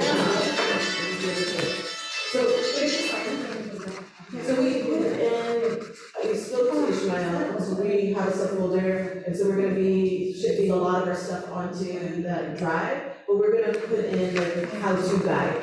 Yeah, So like, when we say knowledge resources, we mean our learning catalog and anti-racism resources, but we also have reporting, this is the various reports. yeah, and how does the that- network utilize it? Like, how do we use it? Because if it's just there and people are able to access it at will, good luck. Because every time It goes you back to say your point something too, is we need voluntary, leaders to people manage that. volunteer to Yeah. not do it. That's what happens with Exactly, voluntary practice. But it goes back to what you said though, like we need folks to step up and oversee that and help kind of facilitate that, not in a way where there's room for. It needs to be integrated. That's the thing, yeah, and so we will talk about that. Are there any What other are questions? Yeah.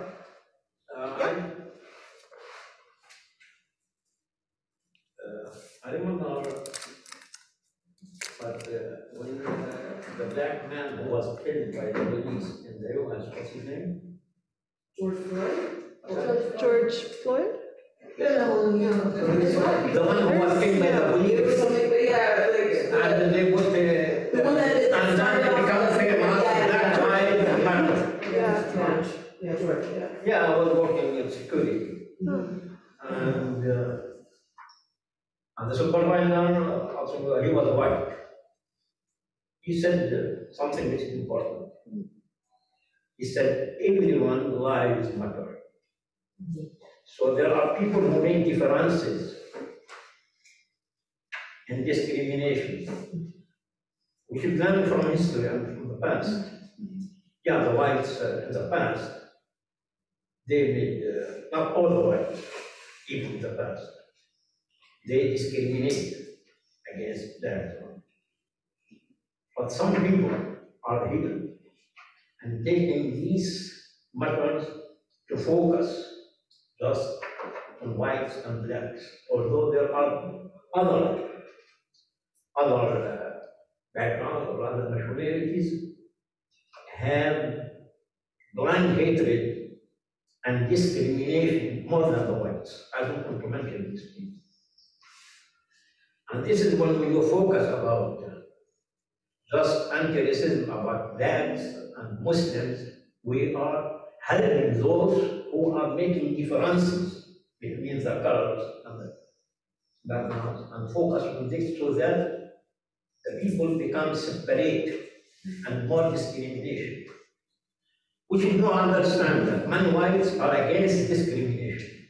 And even Martin Luther King, when he made the demonstrations against racism in the US, many whites were in the demonstration. And many whites understand they are against the demonstration and they know what's going on to make differences, hatred among people so that those people who are hiding to stay in power, make divide. This is the colonization philosophy.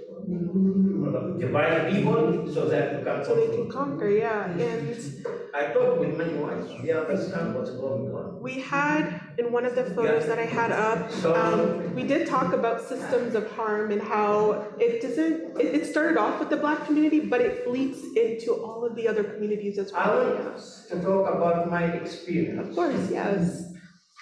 It's very oppressive and discrimination. I was working with Varda, and at work I was assaulted from a black woman about a chair. I brought the chair. I was working with Varda, and I brought the chair, and this accused me of stealing the chair. And this black woman, she came, she is a coworker. She took the chair, she said, use the chair more than I used it, And when she moved to the south side, she took it with her. So when I came at 4 o'clock, I didn't find the chair, and I was expecting her. Then I said, about 1 hour, said something on it. I did not want. I want to ask her, why you took the chair? And I went far from her also. And then she hit me. Yeah, I didn't know there is a fracture. I know something. You didn't expect to be this strong. The supervisor is Indian. He's fully, yeah, I paid for his mass. But he should born, should be brave. He's boyish, foolish, stupid, careless, racist. And I paid for his mass. My boy was broke. Because of his mass, he pushed me to get contact with her. And he's foolish, and he gets supervisor because somebody in the company, the management, he's Indian, he bullied him. Because, and he's not qualified. And he's a boy, foolish, careless, racist. I went to the office. The manager is white. She was careless and racist against me with the supervisor, and they just want to cover it and get up. I applied to Civil Canada, they paid me.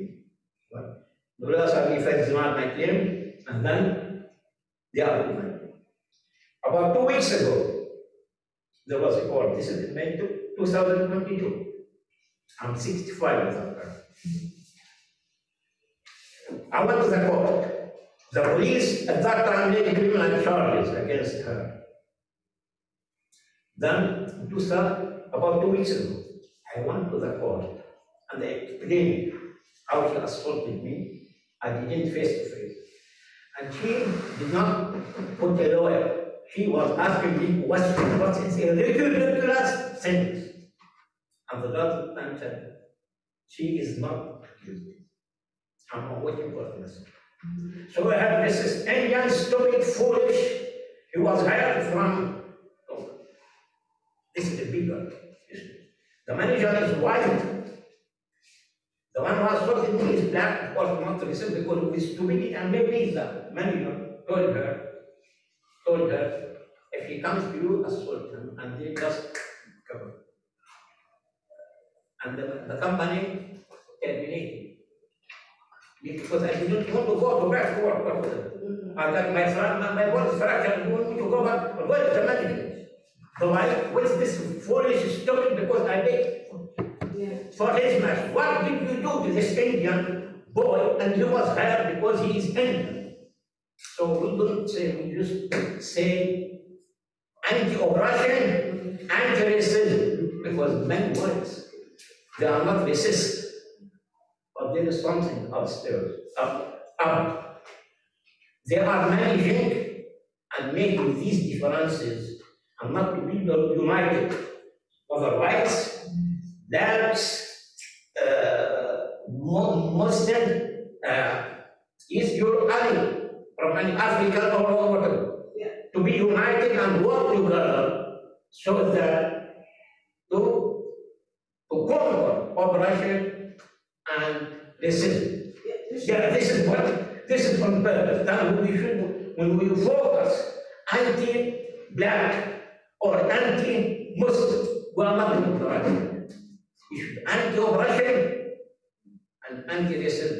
The white supervisor, when he told me, he knows what's going on. And when he told me, every life matters. What we should do, then you let the blacks become a hatred against the whites, and you find the whites then became a mutual hatred against the blacks. This is not good. As she said, there is a lesson, and you should accept her because she is white, because she shares common ideas against oppression, against racism. I know, and I hear you. There should be more solidarities between communities. All not discriminate. So we should not anti-oppression and anti-racism. We should anti-black, anti-Muslims. I know, I hear you. Yeah, this should be focused, because this is some parade, the whites, and that will make the whites, you see, maybe get affected, and maybe also they become. Then this is divided. We should, what about, as you said, we should judge the person about his ideas, about his thinking, about yes. No, but thank you for that. Thank you so much for sharing that. Yeah, I really appreciate you being vulnerable and sharing that. I can tell that you're really hurt by that situation. However, we do have the rest of our presentation. Are you okay with talking more about your experience towards the end? What? About your experience. I don't want to cut you off. We can talk more further. If that's okay, we're just going into time, and I don't want to waste other people's time, if that's okay, but we can have some chance to talk. Is that okay? We can talk after. Okay, thank you so much. Thank you. So I think what is left to say is what we learned throughout this project, I think would lay those foundations. I think we actually did lay a few foundations that we hope that the network builds upon, or other community partners can build on as well. So building on our community healing initiatives to support a more trauma-informed community building and engagement, and to empower individuals to do more collective civic engagement in order to better participate in any SDP functions or activities. So that mutual trust, which I think we've talked about quite often, should start first with existing members, and then bring in projects that talk about community belonging, that talk about trauma, that talk about anti-racism from a more community building lens. And so we would recommend to identify whether a group or a committee or maybe a potential partner to do more community healing circles. Now, it could be very specific. It could be a racial healing circle where you talk about specific stories, or it could be just general communal gatherings that could just start with tea or coffee, and you just talk about what it is to live and belong in Regent Park. What barriers do you feel? What level of access do you think that you get being in the neighborhood? For future projects, this goes back to your point, Dini, and it's explained further in the report, but what we were thinking of is, when you have a project advisory committee, we also recognize that it's a short-term project, but longer engagement, more recruitment around advisory committee members would have been ideal, retaining those vital voices that were better at networking or who had certain visions around certain activity pieces. It would have been so much more beneficial. But also a project like this, whether it's about anti-racism or something a little bit more intentional, that has to be, what Dee said, where in the network can it reside, where can it lie, where can the knowledge be built upon in there. So identifying those mechanisms is key for retaining or being able to gather to get future projects like this. We have tons of information in our report about the REACT Insight. So REACT was the consulting firm that we worked with that looked at the SCP's own internal understanding around anti-racism. I can tell you from their feedback that anti-racism work, that's not where we need to start. It needs to start with the mutual trust, the existing membership, just gathering into an online meeting space. Perhaps now that we're a little bit more outside of the pandemic, do more in-person engagements and finding ways to work with each other in that sense. And so REACT's key insights were still do ongoing relationship building within the network between members, continuous education efforts. Yeah, sorry, we're almost done. Yeah, don't worry. We talk about continuous education efforts, we talk about ongoing learning around anti-racism, but also any other professional development opportunities or skill building opportunities that focus on community building specifically. Foundational principles such as equity, diversity, inclusion be part of the mechanism in the network, defining that in your policies, but maybe even having an oversight group or somebody where those are where pieces could lie, explore feasibility and incentivization framework. So this was a specific recommendation for the City of Toronto that people shouldn't just be volunteering, you shouldn't incentivize them. And outside of just gift cards or small stipend, give them opportunities to professionally grow. So working with the network is something that is tangible and is on their resume. And so that's a recommendation specifically for City of Toronto. And they then have 7 key suggested action items that the network can reflect on and consider as part of their own action planning for next year. Another recommendation, I think for our project, was shaping the SB culture. Perhaps some of our work can be built on by that committee. I know it's a lot to ask, but for shaping the culture, we were thinking that a lot of our anti-racism principles or some of our resources could somehow trickle into that group's meeting a little bit often when you're creating documentation. Social media, I would love to identify a platform in the network where you have your own social media accounts. We actually think that maybe you can overtake ours and just put it in your brand, but have that online engagement in existing networks there. And then also just rethinking the current incentivization and motivation networks. So like we have to motivate members outside of hoping that they're committed to that particular goal. And gift cards. For our project, incentivization was not considered at all. And we had to revise it and figure out ways to do that. But I would have preferred outside of like a gift card here and there, which is great to a degree, or a raffle draw, that we had opportunities to have more volunteer staff, but that would have had a stipend, but we also would have been able to build their skills more on a project like this. And leave it with that volunteer or that community member to carry on pieces of this work. That's the last bit. The last slide is really just a quote from Lizette, who some of you may know. So Lizette said that every time Amal and Varda come to the women's health group, it's so refreshing. Like we feel so good because we know that you'll be teaching us how we can feel better with our own self, how we can avoid stress, how we can sleep better, how we can make better choices. And your presence in this space brings happiness and comfort and a sense that our issues are being acknowledged. For us, a lot of our takeaway and just being able to attend just a resident-led group, we recognize that just being there and showing up and asking questions and connecting people really made them feel like they were learning from us a bit more. I don't know if that you can speak to that when she comes, but like, to you, we're like, talk about anything. Let's talk about how you do your self-care. Like, to be honest, the women's group is like, we think that women won't talk or things like that. Like, that women's group, that space is like, we created that safe space. Every woman actually talked. Which we were not expecting at all. We were like, you know what, we'll aim for like 1/3. But everyone ended up talking. I saw the growth in a lot of women. People go back to school, they took a lot of different courses.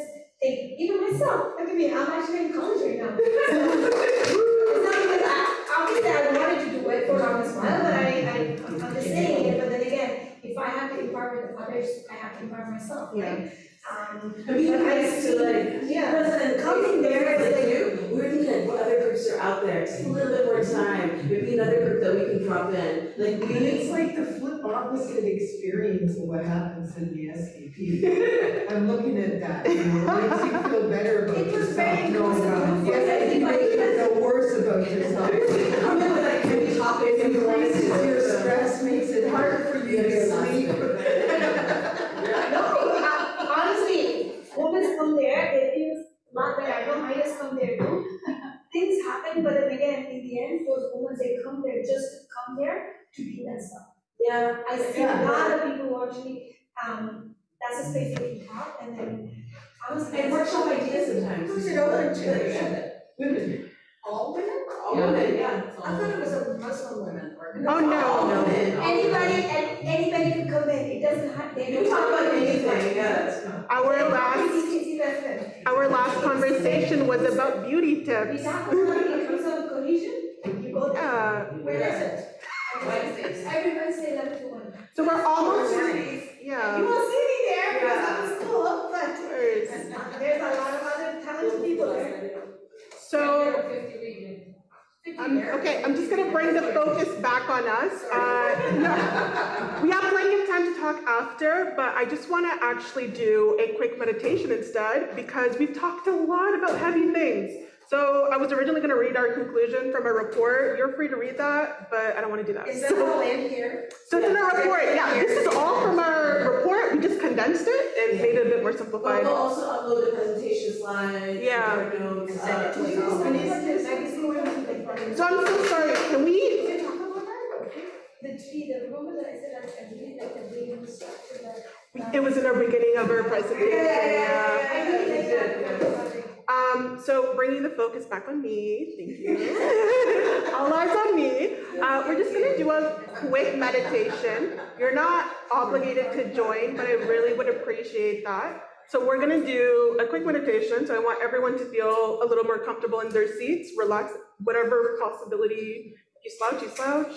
You sit up still and feel relaxed, that's okay. Just whatever is comfortable in your seat, and you're free to open or close your eyes. Okay. So what we're gonna do right now is a quick body scan. So we're gonna start in our toes. And I just want you to notice how it feels to have toes, your toes in your shoes. Just want you to notice the temperature. If you have socks on, how does that feel? I just want you to notice, just observe the thoughts you have. Let's not interact with that, just observe. Is it hot or cold? Is it tingly? Do you feel restless? Do you feel like you have to move? Just notice that. We're gonna work our way up to our knees. I just want you to notice the physical sensations of what it means to have knees. And I just want you to notice without any judgment. We're going to look at our thoughts like it's a projection, and we're just looking at it. We're not going to interact with it. You're just going to notice. We're going up to our stomach now. I just want you to notice what it means to have a stomach. Are you hungry? Are you full? I just want you to notice if you have butterflies in your stomach, you feel bloated. We're just going to notice these feelings. We're making our way up to our chest, and I want you to notice what it feels to have a heart beating. Is it beating fast or slow, irregularly? I just want you to notice. And we're gonna travel all the way up to our head. And I want you to just notice what it means to have your head. Does it feel heavy? Do you have a headache? Are you feeling sleepy? And whenever you're ready, we're going to bring our awareness back into this room.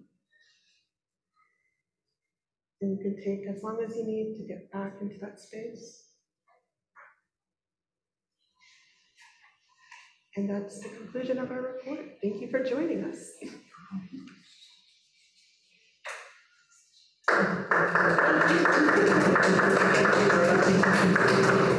There's no more questions, right? No more questions? We are also going to have a quick little after party if you want to. We're going to stay for like 15 minutes. Yeah. Is this the report that's going to the funders, or is that another report? No, their funding, their reporting format is so different. This is our impact. We're sharing it with the network, and we share it with the health center. So, and will we see the advisory members get the funds going to funders? I think that funder report mechanism. I think the next funding report is in December. So I have to speak to Courtney about that. So if it means that I take aspects of whatever in here, put it into the funder report, then I can lead that draft with you and review it with you and Joel, if that makes sense. Well, yeah, that's what I was saying, considering it as the yeah, because there's still one last cash flow statement, so they have to send that report to the funder. So that's the thing, I want to know that I have to leave, when I report back to Paolo to coordinate. I need them to know, like, oh, we still probably have that one report to share with the funder and a cash flow statement, like, please share it with the network, I can do a draft. The health center was a trustee. Yeah. But we're saying. They would have to be doing, so Courtney would have to send it off to Shannon. They need to know that that's wonderful, but we did that. Oh, absolutely, yeah. Hi, everyone.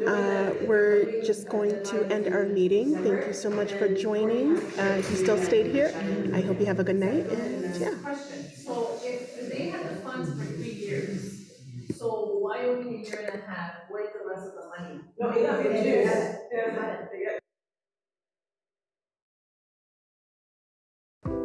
Don't forget to like, comment, share, and subscribe to our YouTube channel.